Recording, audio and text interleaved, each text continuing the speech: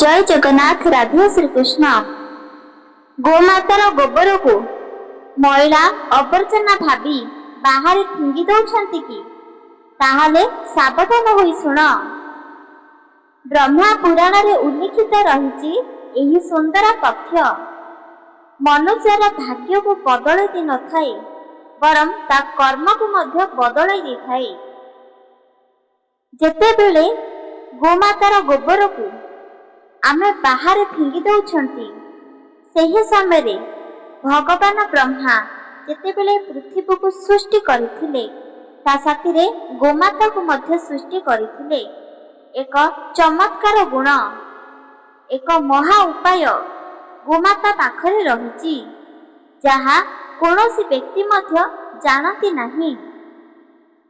गोमातार गोबर एक सामान्य गोबर होई न थाए। गोमातार गोबर मनुष्यर जीवन को परिवर्तन करि देई थाए। जदि आपणक भाग्य रे उल्लिखित रहिछि सारा जीवन आपण गरीबरे जीवन बीतिब। किंतु मने रख ब्रह्मा पुराण रे आउ स्कंद पुराण रे उल्लिखित रहिछि जेकोसी मनुष्य जदि गोमातार एही चमत्कार गोबर द्वारा एही उपाय करती तांका घर को स्वयं माँ लक्ष्मी विजय करिवे। देखु देखु राताराती तांका घरे धन तो धन बढ़िबा को लागिब। सारा रात्र केवल धन संपत्ति उत्पन्न हेब। एही महा उपाय को आपण माने हाथ छड़ा करि दउछंती ए विषय कोन प्रकृति जानि नाहांती ताहाले मने रख गोबर आपण को कोनोसी कार्य रे आसी न थाए जदि भाबुछंती ताहाले भूली जाओ। गोबर द्वारा आपण एक शक्तिशाली सबुठारु धनवान व्यक्ति होई जिवे। एही गुप्त रहस्यमय तथ्य ब्रह्मा पुराण रे स्कंद पुराण रे उल्लेखित रहिछि। चलतु जानिबा गोबर द्वारा किपरि आमे समस्ते एक शक्तिशाली धनवान व्यक्ति होई जिबा। आम भाग्य कर्म रे उल्लेखित नथिले मध्य आम परिवार आउ आमे मध्य एक राजांकर जीवन बीती पारिबा। प्रत्येक जिनिस केवल आम पाखरे रहिथिबो। एही तथ्य आमे केवल शास्त्ररु जानिबा। ता पूर्वरु जानि रख जेतेबेले गोमाता को भगवान ब्रह्मा एही पृथ्वी रे सृष्टि करिथिले गोमातार जीवन किछि एपरि रहिथिला। मनुष्य माने निजर मातृ रे जन्मित होइछंती आ निज मातृ को माँ बोली मानती ता साथिरे गोमाता को मध्य माँ बोली मानि थांती।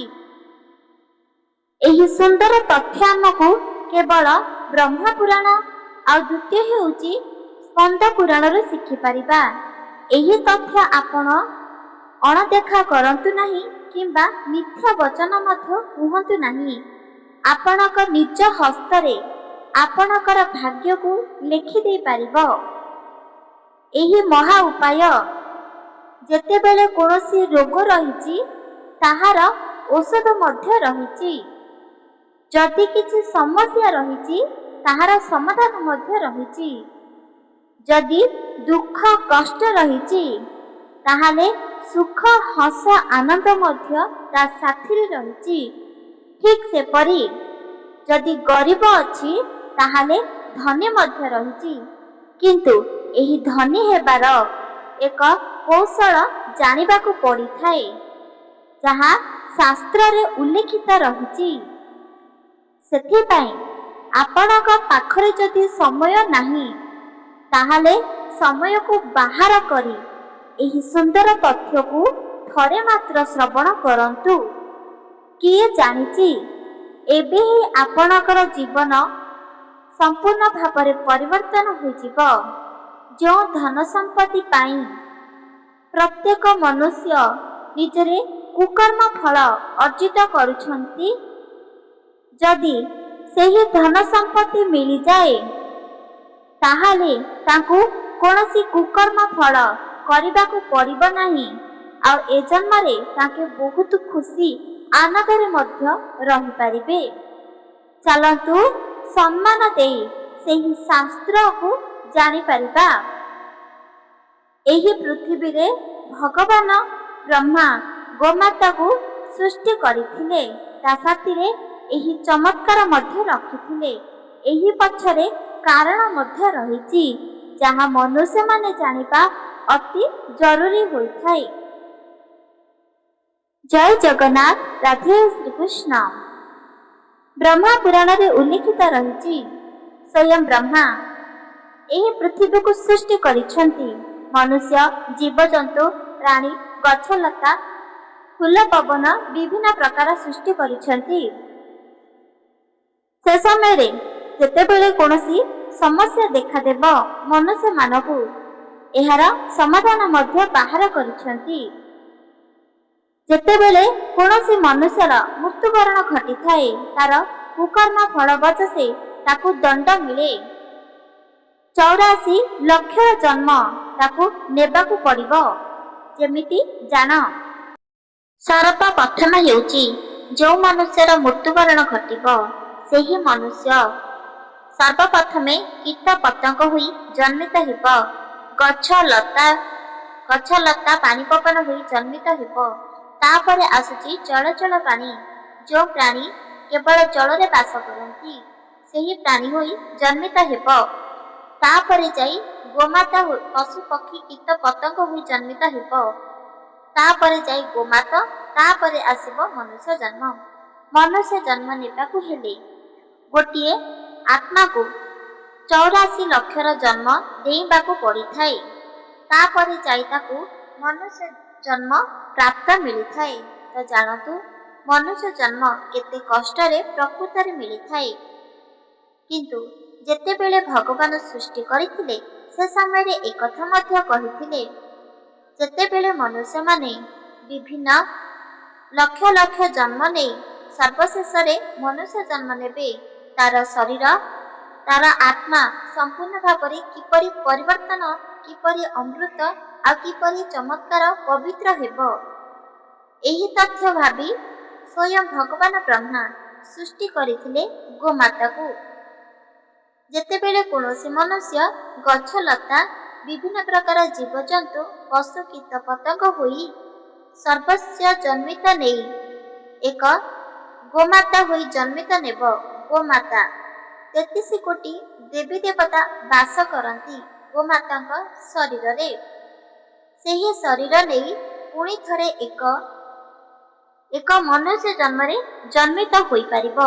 କିନ୍ତୁ ତା ପର୍ଯ୍ୟନ୍ତ ସିଏ ମନୁଷ୍ୟ ଜନ୍ମରେ ଜନ୍ମିତ ହୋଇପାରିବ ନାହିଁ। ସେଥିପାଇଁ ଗୋମାତାକୁ ସୃଷ୍ଟି କରିଥିଲେ। ଆଉ ଏକଥା ମଧ୍ୟ କହିଥିଲେ, ଯେଉଁ ଜାଗାରେ ସମସ୍ୟା ଅଛି, ଏହାର ସମାଧାନ ମଧ୍ୟ ରହିଛି। ଗୋମାତା ଏହି ପୃଥିବୀରେ ଜନ୍ମ ନେଇଥିଲେ କେବଳ ଏହି ଗୋଟିଏ କାରଣ ନୁହଁ, ବରଂ ଆହୁରି ଅଧିକ କାରଣ ରହିଛି। ଗୋମାତା ଦ୍ୱାରା ଆପଣଙ୍କ ଘରେ ଧନ ସମ୍ପତ୍ତି ବଢ଼ିବାକୁ ଲାଗିବ। ଆପଣଙ୍କ କୁକର୍ମ ଫଳ ନଷ୍ଟ ହୋଇଯିବ। ଆପଣଙ୍କ ପୂର୍ବପୁରୁଷ ଲୋକମାନେ ବହୁତ ଖୁସିରେ ରହିପାରିବେ, ତାଙ୍କ ଆତ୍ମା ଶାନ୍ତି ପାଇବ। ସେଥିପାଇଁ ଏହି ଗୋମାତା ଜନ୍ମିତ ହେଲା ଏହି ସୁନ୍ଦର ପୃଥିବୀରେ। ଏବେ ଚାଲନ୍ତୁ ଜାଣିବା, ବ୍ରହ୍ମା ପୁରାଣରେ ଉଲ୍ଲେଖିତ ରହିଛି ଏହି ସୁନ୍ଦର ତଥ୍ୟ, ଯାହା ମନୁଷ୍ୟମାନେ ଜାଣିବା ଅତି ଆବଶ୍ୟକତା। ଗୋମାତାଙ୍କ ଗୋବରରେ ଏମିତି କେଉଁ କାର୍ଯ୍ୟ ବା କେଉଁ କାମ କରିବେ, ଯାହାଦ୍ୱାରା କି ଧନ ସମ୍ପତ୍ତି ଉତ୍ପନ୍ନ ହେବ, ତା ସାଥିରେ ଆପଣ ଗୋଟିଏ ରାଜାଙ୍କର ଜୀବନ ବିତାଇବ। ଆପଣଙ୍କ ଭାଗ୍ୟରେ ଯଦି ଧନବାନ ବ୍ୟକ୍ତି ଉଲ୍ଲେଖିତ ନାହିଁ, ତଥାପି ଯଦି ଏହି ଉପାୟ କରନ୍ତି, ତାହେଲେ ଆପଣଙ୍କ ଭାଗ୍ୟ ମଧ୍ୟ ଆପଣଙ୍କର ସାଥ ଦେବ, ଆଉ ଆପଣଙ୍କ ଭାଗ୍ୟ ଶୂନ୍ୟତାରୁ ପରିପୂର୍ଣ୍ଣ ହୋଇଯିବ ଏକ ରାଜାଙ୍କର ଜୀବନ। ସେଥିପାଇଁ ଏହି ତଥ୍ୟକୁ ଆପଣମାନେ ମନେ ରଖ। ଯଦି ରାଜାଙ୍କର ଜୀବନ ବିତାଇବାକୁ ଚାହୁଁଛନ୍ତି, ଘରେ ଧନ ସମ୍ପତ୍ତି ଉତ୍ପନ୍ନ ହେଉ ଯଦି ଚାହୁଁଛନ୍ତି, ତାହେଲେ ଆପଣ ଏହି ଗୋମାତାର ଏହି ସୁନ୍ଦର ଉପାୟ ନିହାତି ଭାବରେ ମନେ ରଖ। ଆଉ ପ୍ରତ୍ୟେକ ବ୍ୟକ୍ତିଙ୍କୁ ମଧ୍ୟ ଏହି ବିଷୟରେ କହିଦିଅ। ଚାଲନ୍ତୁ ଜାଣିବା ଗୋମାତାର ପ୍ରକୃତ ଜନ୍ମ ଏହି ପୃଥିବୀର କାରଣ। ଦ୍ୱିତୀୟ ହେଉଛି ଗୋମାତାର ଗୋବର ଦ୍ୱାରା ଆମେ କିପରି କୋଟିପତି ହୋଇଯିବା। ଆମର ଘରେ ଆମ ପରିବାର ଲୋକ ସମସ୍ତେ ବହୁତ ଖୁସିରେ ରହିପାରିବେ। ଚାଲନ୍ତୁ ଏହି ଚମତ୍କାର କେବଳ ଭାଗ୍ୟକୁ ପରିବର୍ତ୍ତନ କରିନଥାଏ, ବରଂ କର୍ମକୁ ମଧ୍ୟ ପରିବର୍ତ୍ତନ କରିଦିଏ।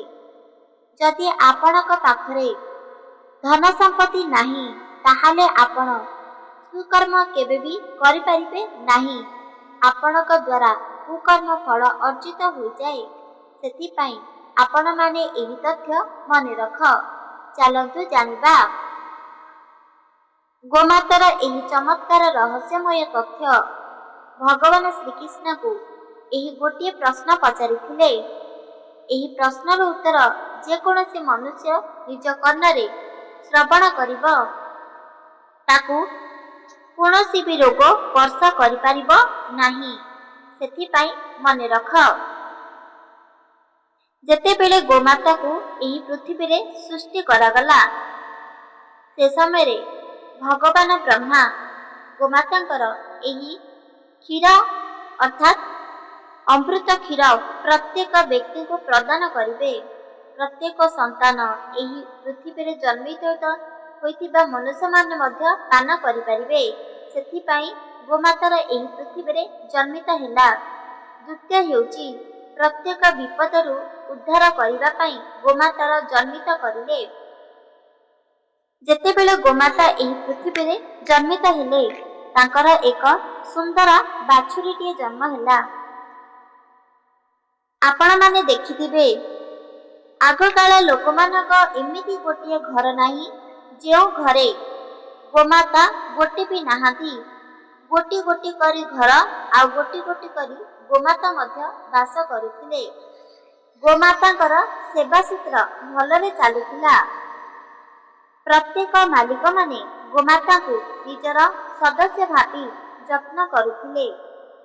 କିନ୍ତୁ ତାଙ୍କ ବିଷୟରେ ଏକଥା ଜାଣିଥିଲେ, ଯେତେବେଳେ କୌଣସି ଗୋମାତାଙ୍କର ଗୋଟିଏ ବାଛୁରୀଟିଏ ଜନ୍ମ ହୋଇଥାଏ, ଗୋମାତାର କେବଳ 4ଟି ଚିର ରହିଥାଏ। 4ଟି ଚିରର ଅର୍ଥ ମନେ ରଖ। ଗୋଟିଏ ଚିର ବାଛୁରୀ ପାଇଁ, ଗୋମାତାର ତା ସନ୍ତାନ ପାଇଁ। ଦ୍ୱିତୀୟ ଚିର ମାଲିକ ପାଇଁ, ଯେଉଁ ମାଲିକ ତାର ସେବାସୂତ୍ର କରୁଛି। ତୃତୀୟ ଚିର ଭଗବାନ ଶ୍ରୀକୃଷ୍ଣ ପାଇଁ। କୁହାଯାଉଛି, ଭଗବାନଙ୍କ ପାଇଁ ଯଦି ଏହି ଚିରକୁ ଛଡ଼ାଯାଏ, ଚିର ସ୍ୱୟଂ ଆସି ଭଗବାନ କ୍ଷୀରପାନ କରିଥାନ୍ତି। ଚତୁର୍ଥ ଚିର ହେଉଛି ଭୂମି ମାତା ପାଇଁ। ଚତୁର୍ଥ ଚିର ଭୂମି ମାତାକୁ ଦିଆଯାଏ। ତୃତୀୟ ଚିର ଭଗବାନ ଶ୍ରୀକୃଷ୍ଣ, ଦ୍ୱିତୀୟ ଚିର ତାଙ୍କ ମାଲିକ, ପ୍ରଥମ ଚିର ହେଉଛି ବାଛୁରୀ। କିନ୍ତୁ ମନୁଷ୍ୟମାନେ ଏପରି କରିନଥାନ୍ତି। ବାଛୁରୀକି ଅତି ଜୋରସେ କ୍ଷୁଧା ଲାଗୁଥିଲେ ମଧ୍ୟ ତାର ମା କେବେ ବି ବାଛୁରୀକୁ ପେଟ ଭରି କରି କ୍ଷୀରପାନ କରିନଥାଏ। କାହିଁକି ନା ତାର ସ୍ଥଳୀରେ କୌଣସି କ୍ଷୀର ହିଁ ନଥାଏ। ମାଲିକ ସବୁକିଛି କ୍ଷୀରକୁ ଦୁଇ ନେଇଥାଏ। ସେହି ସମୟରେ ବାଛୁରୀଟିଏ ତା ମାକୁ କହୁଥାଏ, ମା, ମୋତେ ଜୋରସେ କ୍ଷୁଧା ଲାଗୁଛି। ମୁଁ ଏବେ ହିଁ ପ୍ରତ୍ୟେକ ଚିରରୁ କ୍ଷୀର ପାନ କରିନେବି।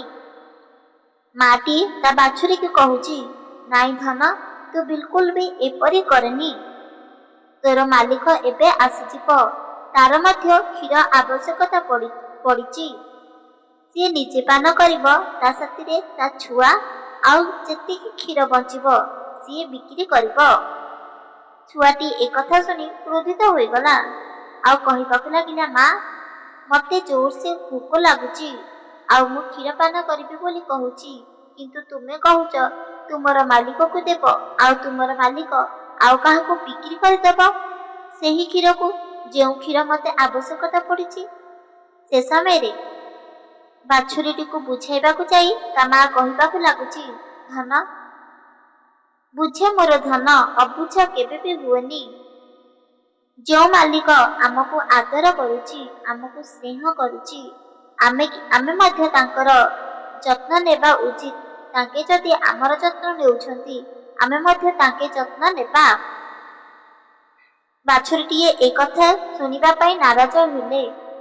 ସେ ସମୟରେ ଗୋମାତା ବୁଝାଇଲେ ତାଙ୍କ ବାଛୁରୀକୁ, କହିବାକୁ ଲାଗିଲେ, ତତେ ଯଦି ବହୁତ ଜୋରେ ଭୋକ ଲାଗୁଛି, ତତେ ଯଦି ଜଳର ଆବଶ୍ୟକତା ପଡୁଛି, ଖାଦ୍ୟର ଆବଶ୍ୟକତା ପଡୁଛି, ତାହେଲେ ତତେ କିଏ ଦଉଛି? ବାଛୁରୀ କହିଲା, ମାଲିକ। ତୁ ଯଦି କୋଉଠି ହଜିଯିବୁ, ତାହେଲେ ତତେ କିଏ ଖୋଜିବ? ବାଛୁରୀ କହିଲା, ମାଲିକ, ଯଦି ତତେ କିଛି ରୋଗଗ୍ରସ୍ତ ହେବ, କିଛି ବିମାର ହେବ, ତାହେଲେ ସେ ବିମାର ତତେ କ୍ଷଣି କିଏ ଭଲ କରିବ? ସେ ସମୟରେ ମଧ୍ୟ ବାଛୁରୀ କହିଲା, ମାଲିକ। ଗୋମାତା ତା ସନ୍ତାନକୁ କହିଲା, ଦେଖେ ଧନ, ମାଲିକ ଯଦି ଆମର ଯତ୍ନ ନେଉଛି, ଆମେ ମଧ୍ୟ ମାଲିକର ଯତ୍ନ ନେବା। ଯେତେବେଳେ ବର୍ଷା ହୋଇଥାଏ, ମାଲିକ ନିଜେ ଶୋଇଥାଏ, ସାଙ୍ଗେ ସାଙ୍ଗେ ତାର ଯଦି ମନ ପଡ଼ିଯାଏ, ଆମେ ଓଦା ହୋଇଯିବା ଏହି ବର୍ଷାରେ, ସାଙ୍ଗେ ସାଙ୍ଗେ ଆସି ଆମକୁ ଏକ ଶୁଖିଲା ଜାଗାକୁ ନେଇଯାଏ, ଯେଉଁ ଜାଗାରେ ବର୍ଷା ପାଣି ଆଦୌ ପଡ଼ିନଥାଏ। ସେ ଜାଗାରେ ଆମେ ଆରାମସେ ଶୟନ କରିଥାଉ। ଯେତେବେଳେ ଆମକୁ କୌଣସି ମଛା ଜୋରସେ କାଟିବାକୁ ଲାଗେ, ସେ ସମୟରେ ମାଲିକ ତାର ଦେହକୁ ନ ଦେଖି ସିଏ ଆସିଥାଏ ଆମର ଏହି ଗୁହାଳେ ଧୂଆଁ କରିବାକୁ, ଯେଉଁ ଧୂଆଁ କାରଣରୁ ମଛା ଡରିକି ଚାଲିଯିବ। ଯଦି ମାଲିକ ଆମର ଏତେ ଧ୍ୟାନ ରଖୁଛି, ଆମକୁ ହଜି ଯାଇଥିବା ଜାଗାରୁ ଖୋଜି ଖୋଜି ଆଣୁଛି, ତାହେଲେ ଆମେ ମଧ୍ୟ ତାର ଧ୍ୟାନ ରଖିବା ନା? ଛୁଆଟି କହିଲା, ହଁ ଯେ ମା, କିନ୍ତୁ ମୋର ଭୋକ। ଛୁଆକୁ ବୁଝାଇ କହିଲା, ମା, ଯଦି ଅତ୍ୟଧିକ ଭୋକ ଲାଗୁଛି, ତାହେଲେ ମାଲିକ ଯେଉଁ ଖାଦ୍ୟ ଦଉଛି, ସେ ଖାଦ୍ୟକୁ ଖାଇନେବୁ ଧନ, ସେହି ଜଳକୁ ପିଇ ନେବୁ ଧନ, କିନ୍ତୁ ତୋର ଅଳ୍ପ କ୍ଷୀରରେ ତୁ ସନ୍ତୁଷ୍ଟ ହୋଇଯିବୁ।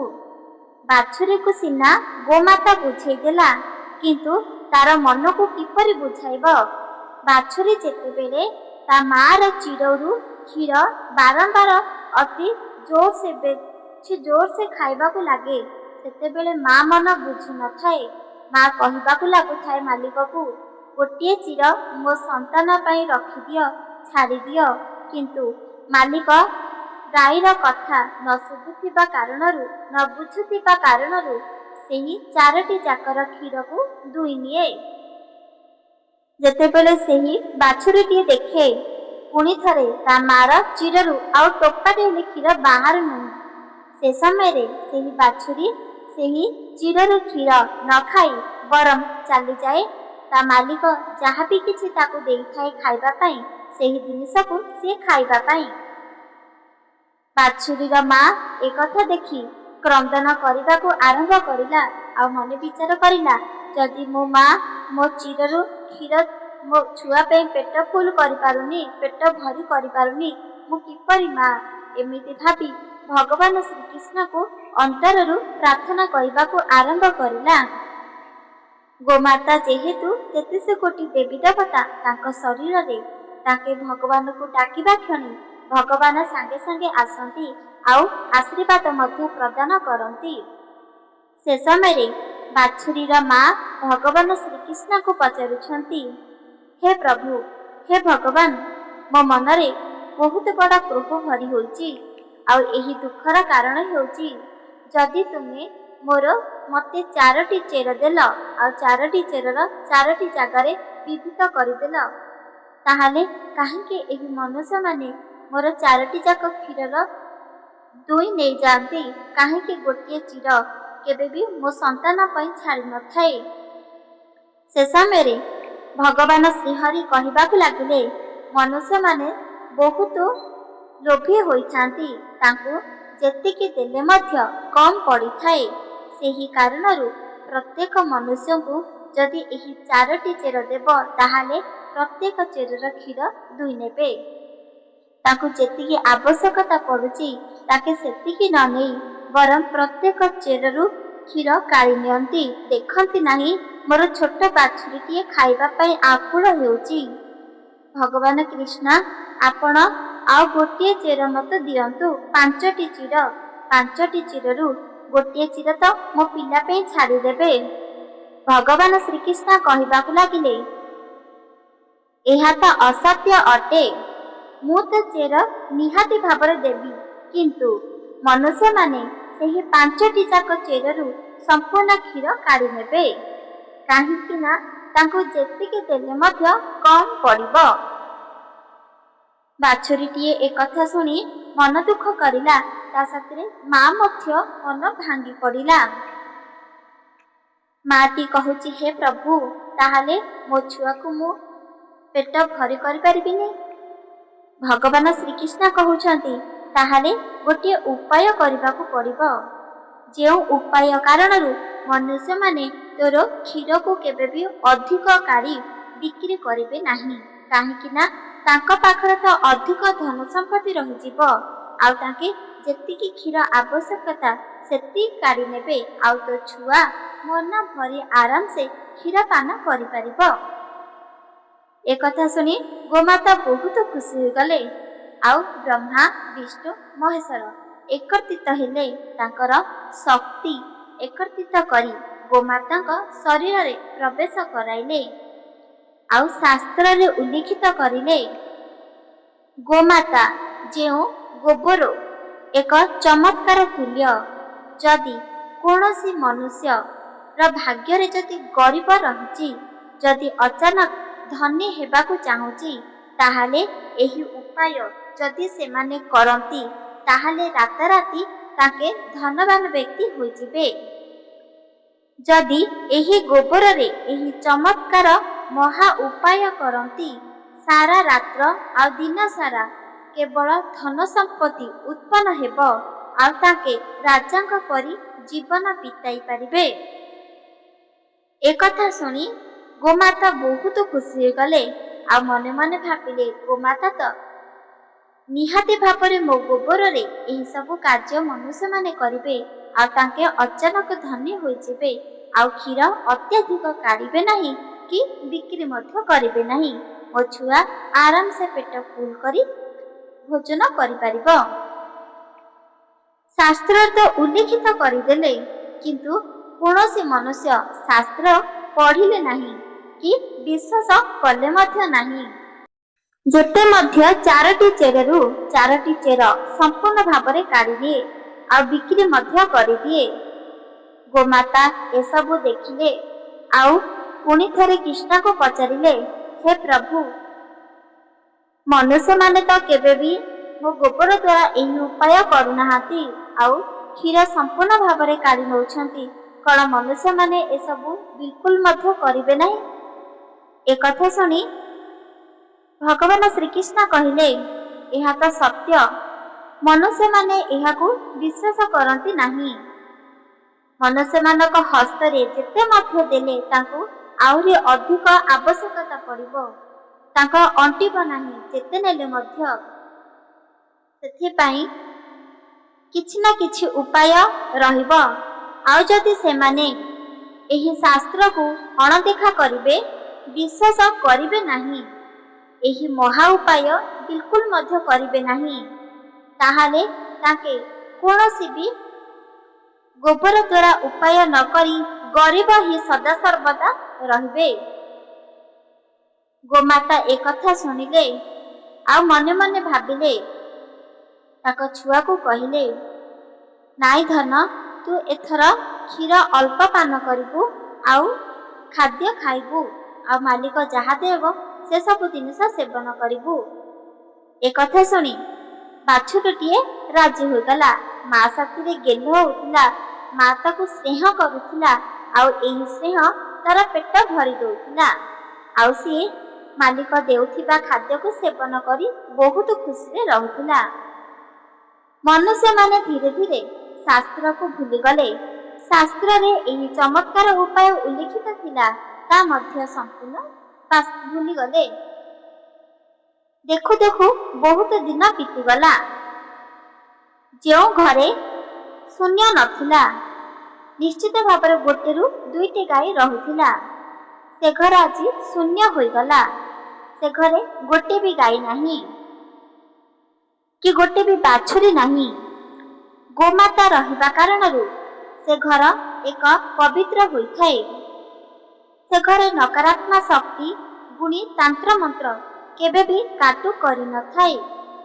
ଯେଉଁ ଘରେ ଗୋମାତା ରହିଥାଏ, ସେ ଘରେ ଧନ ସମ୍ପତ୍ତି ବଢ଼ିବାରେ ଲାଗିଥାଏ।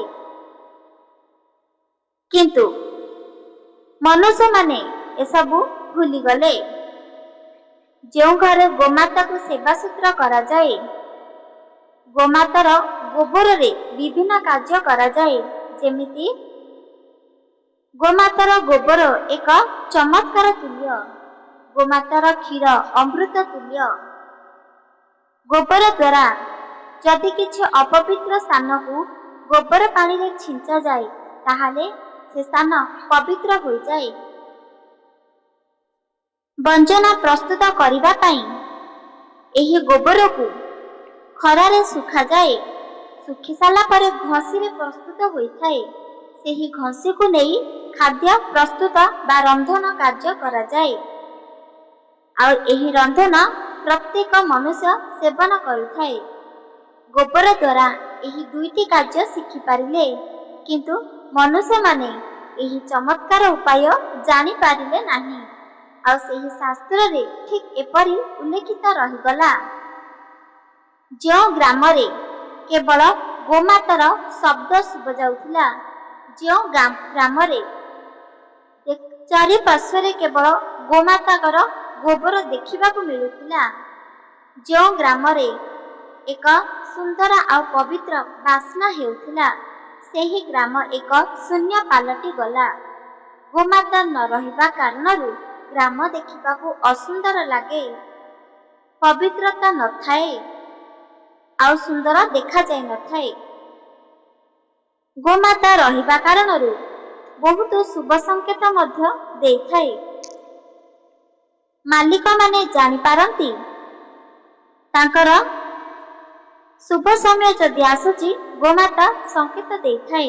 ଯଦି କିଛି ଅଶୁଭ ଆସିଥାଏ, ତା ମଧ୍ୟ ସଂକେତ ମିଳିଥାଏ। ଗୋମାତାକୁ ଯଦି କୌଣସି ବ୍ୟକ୍ତି ନିଜେ ପ୍ରତ୍ୟେକ ସକାଳେ ସ୍ପର୍ଶ କରୁଥାଏ, ତାହେଲେ ଭଗବାନଙ୍କ ମନ୍ଦିରକୁ ଗଲେ ଯେତିକି ପୁଣ୍ୟ ପ୍ରାପ୍ତ ମିଳେ, ପ୍ରତ୍ୟେକ ଦିନ ସକାଳେ ଗୋମାତାକୁ ସ୍ପର୍ଶ କଲେ ସେତିକି ପୁଣ୍ୟ ମିଳିଥାଏ। ଏକଥା ସତ୍ୟ। ଗୋମାତାକୁ ପ୍ରତ୍ୟେକ ଦିନ ସକାଳେ ଦେଖିଲେ ଯେତିକି ପୁଣ୍ୟ ମିଳେ, ମନ୍ଦିରକୁ ଯାଇ ଭଗବାନଙ୍କୁ ଦେଖିଲେ, ପ୍ରସାଦ ସେବନ କରିଲେ ସେତିକି ପୁଣ୍ୟ ମିଳିଥାଏ। ସେଥିପାଇଁ ଗୋମାତାର ଏହି ସୁନ୍ଦର ତଥ୍ୟ ଆପଣମାନଙ୍କୁ କିପରି ଲାଗିଲା ନିହାତି ଭାବରେ କହିବେ। ଗୋମାତାଙ୍କର ଏହି ସୃଷ୍ଟି କରିଥିଲେ ପ୍ରତ୍ୟେକ ମନୁଷ୍ୟଙ୍କର କଲ୍ୟାଣ ନିମନ୍ତେ। ଲୋକମାନେ ଏହି ସବୁ କଥାକୁ ଭୁଲିଗଲେ। ଧୀରେ ଧୀରେ କରି ଗୋମାତା ହିଁ ଅନ୍ତର୍ଧାନ ହୋଇଗଲେ। ଆଉ ଦେଖିବାକୁ ଅଧିକାଂଶ ମିଳୁନି ଏହି ଗୋମାତା। କିଛିଟା ଗ୍ରାମରେ ତ ଗୋମାତା ଏବେ ପର୍ଯ୍ୟନ୍ତ ଅଛନ୍ତି, କିନ୍ତୁ ଅନ୍ୟ ଗ୍ରାମରେ ମଧ୍ୟ ଏବେ ପର୍ଯ୍ୟନ୍ତ ନାହାନ୍ତି। ପ୍ରତ୍ୟେକ ଘରେ ଘରେ ଗୋମାତାଙ୍କର ଅମୃତ କ୍ଷୀର ରହୁଥିଲା। ଆଉ ସେହି ଘଷି ଗୋବରର ଶୁଖିଲା ଘଷି ବାସ୍ନା ହେଉଥିଲା। ଆଉ ସେହି ଖାଦ୍ୟ ଆମ ଶରୀରକୁ ଗଲା ମାତ୍ରେ, ଯେଉଁ ଘଷି ଦ୍ୱାରା ପ୍ରସ୍ତୁତ ହୋଇଥିବା ଖାଦ୍ୟ ଆମ ଶରୀରକୁ ଗଲା ମାତ୍ରେ ଶରୀରରେ ଯେତେ ମଧ୍ୟ ରୋଗ ଥିବ ସବୁକିଛି ନଷ୍ଟ ହୋଇଥାଏ। କିନ୍ତୁ ଆଜିକାଲି ଲୋକମାନେ ଗୋମାତା ଦ୍ୱାରା ଏହି ଗୋବର ଘଷି ରୋଷେଇ ଭୁଲିଗଲେ, ବିଭିନ୍ନ ପ୍ରକାର ଖାଦ୍ୟ ଖାଇଲେ, ଆଉ କମ୍ ଆୟରେ ମୃତ୍ୟୁ ମଧ୍ୟ ହେଲେ। ସେଥିପାଇଁ କୁହାଯାଉଛି, ପ୍ରାକୃତ ଯେତେବେଳେ ଭଗବାନ ଶ୍ରୀକୃଷ୍ଣ ସୃଷ୍ଟି କରିଥିଲେ, ମନୁଷ୍ୟମାନେ ଧୀରେ ଧୀରେ କରି ପରିବର୍ତ୍ତନ କରିଦେଲେ। ଧୀରେ ଧୀରେ କରି ସର୍ବସ୍ୱ ଜିନିଷ ମଧ୍ୟ ବଦଳିବାକୁ ଲାଗୁଛି। ଆଉ ରୋଗଗ୍ରସ୍ତ ହେବାରେ ବହୁତ ଲୋକ ମୃତ୍ୟୁବରଣ ମଧ୍ୟ କରନ୍ତି। ଏକଥା ସତ୍ୟ ଅଟେ। ଆପଣମାନେ ମନେ ରଖନ୍ତୁ, କେଉଁ ତଥ୍ୟ ବ୍ରହ୍ମ ପୁରାଣରେ ଆଉ ପଦ୍ମ ପୁରାଣରେ ଉଲ୍ଲେଖିତ ରହିଛି। ସ୍କନ୍ଦ ପୁରାଣରେ ମଧ୍ୟ ଉଲ୍ଲେଖିତ ରହିଛି ଏହି ଗୋବରର ମହା ଉପାୟ, ଯାହା ଥରେ କରିବା ଦ୍ୱାରା ଧନ ସମ୍ପତ୍ତି ଆକର୍ଷିତ ହୋଇ ଟାଣି ହୋଇ ଆପଣଙ୍କ ଘରକୁ ଆସିବ, ଧନ ସମ୍ପତ୍ତି ଉତ୍ପନ୍ନ ମଧ୍ୟ ହେବ। ତ ଏହି ଉପାୟ ମନେ ରଖ। ଯେକୌଣସି ବି ଗୁରୁବାର ଦିନରେ ଆପଣ ଗୋବର ଆଣନ୍ତୁ। ଯେହେତୁ ଆମ ଘରେ ଯଦି ଗୋବର ନାହିଁ, ଯେକୌଣସି ବି ଗାଈର ଗୋବର ଆଣନ୍ତୁ। ସେହି ଗାଈ ବାଛୁରୀ ଜନ୍ମ ହୋଇଥିବା ଆବଶ୍ୟକତା, ଅର୍ଥାତ୍ ସେ ଗୋଟେ ଗାଈ ହୋଇଥିବ, ଗୋରୁ ନୁହଁ, କି ସେହି ଗାଈର ଛୁଆ ହୋଇଥିବା ଆବଶ୍ୟକତା। ଏମିତି ଯଦି ଗାଈର ଆପଣ ଗୋବର ଆଣିବେ, ଗୋବର ଆଣି ସେହି ଗୋବର ଭିତରେ ଗୋଟିଏ 1 ଟଙ୍କିଆ କଏନ୍ ରଖିବେ, ଆଉ ସେହି ଗୋବରକୁ ସମ୍ପୂର୍ଣ୍ଣ ଗୋଲାକାର ଆକାର ଦେବେ। ସେହି ଗୋବରକୁ ନେଇ ଆପଣଙ୍କ ଠାକୁର ଘରେ ଗୋଟିଏ ଘଣ୍ଟା ରଖିବେ। ମନେ ରଖ, ଗୋଟିଏ ଘଣ୍ଟା ନିଜ ଠାକୁର ଘରେ ରଖିବେ। ଗୁରୁବାର ଦିନ ସକାଳେ ଏହି ସବୁ କାର୍ଯ୍ୟ କରିବେ। ଗୋଟିଏ ଘଣ୍ଟା ପରେ ସେହି ଗୋବରକୁ ନେଇ ଆପଣଙ୍କ ଛାତ ଉପରକୁ ଯାଆନ୍ତୁ। ପୂର୍ବ ଦିଗ କରି ଆପଣ ସେହି ଗୋବରକୁ ରଖନ୍ତୁ। ଯେଉଁ ଗୋବର ଭିତରେ 1 ଟଙ୍କିଆ କଏନ୍ ରହିଛି, ତା ଉପରେ କିଛି ପୁଷ୍ପ ରଖନ୍ତୁ, କିଛି ଦୁବ ରଖନ୍ତୁ, କିଛି ଅକ୍ଷତ ଚାଉଳ ରଖନ୍ତୁ, ଗୋଟିଏ ଦୀପଟିଏ ଜାଳି ରଖନ୍ତୁ, ଆଉ ସେଠାରେ ପ୍ରଣାମ କରନ୍ତୁ। ତାପରେ ନିଜ ଘରକୁ ଚାଲି ଆସନ୍ତୁ। ଗୁରୁବାର ଦିନ ସକାଳେ ଏସବୁ କାର୍ଯ୍ୟ କରନ୍ତୁ। ଗୁରୁବାର ଦିନ ରାତ୍ରରେ ଦେଖନ୍ତୁ ଧୀରେ ଧୀରେ କରି ଚମତ୍କାର କିପରି ବଢ଼ିବାକୁ ଲାଗୁଛି। ଶୁକ୍ରବାର ଦିନ ସମ୍ପୂର୍ଣ୍ଣ ଦେଖିବେ ଆପଣଙ୍କ ଘରେ ଧୀରେ ଧୀରେ କରି ଧନ ବଢ଼ି ଚାଲିଛି। 1ରୁ 2ଟି, 2ଟିରୁ 3ଟି, ଆଉ 3ଟାରେ 4ଟି ମଧ୍ୟ ବଢ଼ିଛି। ଆଉ ଏହି ମହା ଉପାୟ ନିହାତି ଭାବରେ କରନ୍ତୁ। କାହିଁକି ନା ଆମ ହସ୍ତରେ ଯେମିତି ଆମ କର୍ମ ଅଛି, ଆମ ହସ୍ତରେ ଆମର ଭାଗ୍ୟ ମଧ୍ୟ ଅଛି। ଆମେ ଯଦି ଚାହିଁବା ଆମ ଭାଗ୍ୟକୁ ସମ୍ପୂର୍ଣ୍ଣ ଭାବରେ ନିଭାଇ ଦେବା, ଆଉ ଆମ ଅନୁଯାୟୀ ଲେଖିପାରିବା, ଯାହାକି ଭାଗବତରେ ଭଗବାନ ଶ୍ରୀକୃଷ୍ଣ କହିଛନ୍ତି, ଆପଣ ଯଦି ଗରିବ ଅଛନ୍ତି ତାହେଲେ ଆପଣଙ୍କ ଭାଗ୍ୟର ଦୋଷ ନୁହଁ। ଆପଣ ଯଦି ସାରା ଜୀବନ ଗରିବ ରହିବେ ତାହେଲେ ଆପଣ ହିଁ ଦୋଷ। ସେଥିପାଇଁ ନିଜର ଜୀବନକୁ ପରିବର୍ତ୍ତନ କର, ଆଉ ଏସବୁ ଶାସ୍ତ୍ରୀୟ ତଥ୍ୟକୁ ମନେ ରଖ। ଏହି ଅନୁଯାୟୀ କରନ୍ତୁ, ଯେଉଁ ଅନୁ ଆପଣଙ୍କ ଜୀବନ ପରିବର୍ତ୍ତନ କରିଦେବ, ଘରେ ଧନ ସମ୍ପତ୍ତି ଉତ୍ପନ୍ନ ହେବ। କିନ୍ତୁ ମନେ ରଖ, ଯେତେବେଳେ ଏହି ଉପାୟ କରିବେ କାହାକୁ ମଧ୍ୟ ଏ ବିଷୟରେ କିଛି ବି କହିବେ ନାହିଁ, ଗୁପ୍ତ ରଖିବେ। ଆଉ ଗୁପ୍ତ ରଖିଥିବା କାର୍ଯ୍ୟ ସଫଳତା ସଦା ସର୍ବଦା ଦେଇଥାଏ। ଏହି ସୁନ୍ଦର ତଥ୍ୟ ଆପଣମାନଙ୍କୁ ଶାସ୍ତ୍ରରୁ କିପରି ଲାଗିଲା ନିହାତି ଭାବରେ କମେଣ୍ଟ ମାଧ୍ୟମରେ ଜଣାଇ ପାରିବେ। ଆଉ ଆପଣମାନେ ଯଦି ଭଗବାନ ଶ୍ରୀ ଲକ୍ଷ୍ମୀ ଆଉ ଭଗବାନ ଶ୍ରୀ କୃଷ୍ଣ ରାଧାଙ୍କର ଯଦି ଭକ୍ତ, କମେଣ୍ଟ ମାଧ୍ୟମରେ ରାଧେ ଶ୍ରୀକୃଷ୍ଣ ଲେଖିଦିଅନ୍ତୁ। ଆମେ ଭଗବାନଙ୍କର ଦାସୀ, ଭଗବାନଙ୍କର ସନ୍ତାନ। ସେଥିପାଇଁ ଭଗବାନଙ୍କର ଆମେ ଶାସ୍ତ୍ରକୁ ସତ୍ୟ ମାନି ସମ୍ମାନ ଦେଇ ଏହାକୁ ଶ୍ରବଣ କରିବା, ବିଶ୍ୱାସ କରିବା। ଆଉ କୌଣସି ଜନ୍ମରେ ମଧ୍ୟ ଆମକୁ କୌଣସି ଦୁଃଖ କଷ୍ଟ ରୋଗ ନେଇ ଏହି ସଂସାରରେ ଜନ୍ମ ହେବାକୁ ପଡ଼ିନଥାଏ। ଏକଥା ସତ୍ୟ ବଚନ। ଆପଣମାନଙ୍କୁ ଯଦି ଏହି ତଥ୍ୟ ଭଲ ଲାଗିଛି, ଚ୍ୟାନେଲକୁ ସବସ୍କ୍ରାଇବ୍ କରିଦିଅନ୍ତୁ, ଲାଇକ୍ କରିଦିଅନ୍ତୁ, କମେଣ୍ଟ କରନ୍ତୁ। ରହୁଛି। ରାଧେ ରାଧେ ରାଧେ ଶ୍ରୀକୃଷ୍ଣ।